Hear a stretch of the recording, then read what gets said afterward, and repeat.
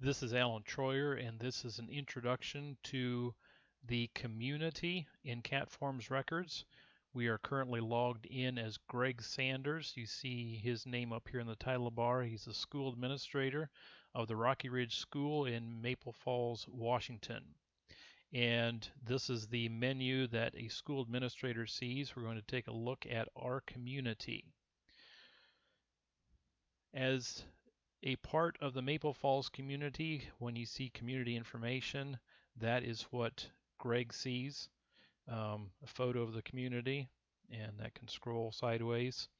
The schools in the community, this set of tabs over here on the right is the different entities in a community. There's one school, the Rocky Ridge School.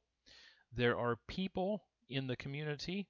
Here's a list of all the people who are part of the community at this point. There are families. Here's a list of the families that are part of this community. And the community serves as a pool. The people and the families within this community are used in the school, in any churches. There's one church here, and any companies that are in the community, they have access to that. There's also a list of locations that are used in the community. If we look over here in the menu under our community, we have more details now about the people. The main people form comes up. Tim Andrews, for example. We double click on him to look at the details. There's his name, including his middle name, his gender, birth date, a common name, and his full name and birth date. We can edit him. Supposing we change his birth date by a day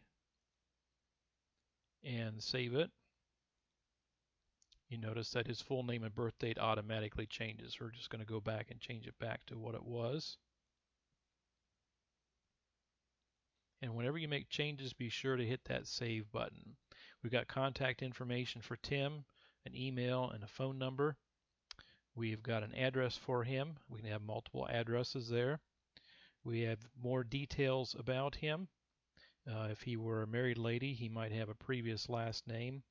There's other details here as well that you can enter if you're interested, depending on the level of detail you want to keep about people. And there are life events. We have a marriage date and also a date that his wife died, and so he's living by himself. We have families in the community. Tim is a family by himself. Notice there's no wife there since he's single. His status should be changed though. Let's go ahead and edit that. Double click on this. Change his status to widowed and save it. There. Let's look at Michael and Deb Baker. You have a photo for them, a married date, start and end date. Now they're still married, so maybe we should edit that and delete that date there. And we'll hit save. And here's a list of their children. And these children here, you can select from a list of people. Let's add one here. Here's a list of all the people from the community. And we'll just put somebody random in here.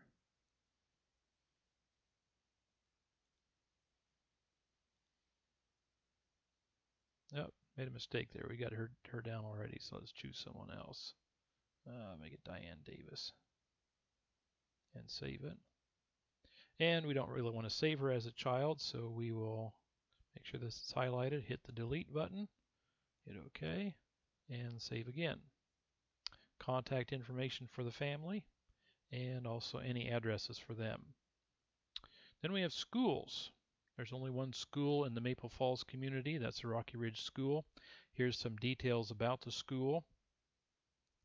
Contact information, address, and these are the people that are part of the school. They have some connection. Tim Andrews is on as a staff person. Deb and Michael Baker are on as staff and parents, but they're older. I don't think they have any children in school anymore, so we are going to delete them as parents and just keep them on as staff members since they volunteer at the school. But here you have Anna Davis. She is both a student and a staff member. She's an older student, so she could be part of a assistant librarian or a substitute or something like that. We have Edward Davis, who is a staff member and a parent, and so on. Then we have a special situation here. We go down to Greg Sanders. And this is Greg who's logged in. We notice that he is a school administrator, and he is that is why he has the access that he does. So we'll just leave that checked for him. But that's where the school administrator is selected, and that is from this column, and there can be multiple administrators.